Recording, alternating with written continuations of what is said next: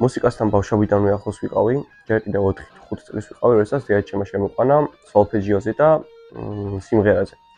ძალიან უნდა რომ ამ მხრივ განვითარებულიყავი, დავდიოდი ფანდურზე, ჩონგურზე, პიანინოზეც დავდიოდი და საბოლოოდ მინდოდა რომ აკუსტიკურ გიტარის მოსწავლა დავკვრა. შევედი და ძალიან მომეწონა. შემდეგ ვიდეოები მხდებოდა ხოლმე და ინსპირაცია ავიღე, მაგალითად AC/DC-სგან, Metallica-სგან, Deftones-სგან და ძალიან მინდოდა რომ ელექტროგიტარის მოსწავლა დავკვრა. ასე ის მოხდა, დიაჩემს თხოვი და დაბადების დღეზე მიყიდეს გიტარა და იმის შემდეგ ძალიან ხშირად ვუკრავდი ხოლმე, დღეს არ ვაგდებდი, ისე სწავლობდი და ახალ სიმღერებს ვუკრავდი.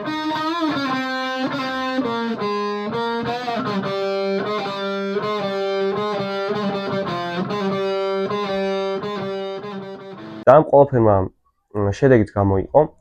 ჩემი მეგობარი, რომელიც უკრავდა ბენდში დრამერად, დამეკონტაქტა და როდესაც ჩემი ვიდეოები ნახა, ძალიან მოიწონათ ბენდის სხვა წევრებსაც ეს მუსიკები და ჩემი დაკვის ტექნიკა. ამიტომაც თხოვეს, რომ იქნებ მათთან რეპეტიციაზე მისულიყავი და იქნებ ბენდში სოლო გიტარისტად დამეკვრა. აი ეს მოხდა, მივედი რეპეტიციაზე, დავუკრავი და იმის მერე ვარ ბენდში.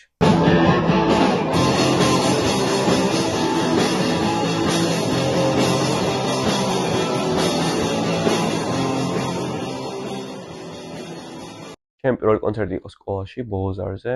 რო გავიგე, რომ ბავშვებს უნდა ჩვენ დაგვიკრა და მოგვიწვიეს, ასე ვთქვათ, რომ თავიანთ ბოლოზარზე დაგვიკრა, ძალიან გამიხარდა. იმიტომ რომ საერთოდ სხვანა ბიჭი და სხვა ეტაპი არის უკვე მუსიკოსობაში, იმიტომ რომ არ წარმომედგინა თუ ოდისმე კონცერტში ავატარებდი. იმიტომ რომ ჩემთვის უკვე საერთოდ და არ გეგმობდი არც ბენდში გაწევრიანებას და არც კონცერტების ჩატარებას. ძალიან კარგად ჩაიარა, ბავშვებისგან ძალიან დიდი სიყვარული ვიმიღეთ.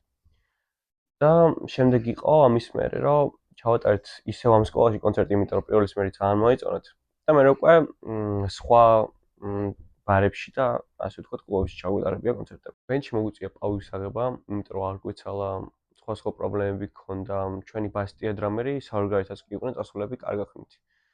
მაგრამ ეხლა უკვე აღვადგინეთ ჩვენი რეპეტიციები, ალბომის გამოშვება გვინდა, რომელიც იქნება დაახლოებით როკის და მეტალის სტილში. 15 სიმღერას ვფიქრობთ, რომ გამოვუშვებთ. ნახევარზე მეტი დაწერილი გვაქვს უკვე, ლირიკა და ტექსტი გვაკლია ერთ-ერთი და სხვა არაფერი არ გვიშლის პირველი ალბომის გამოშვებაში ხელს.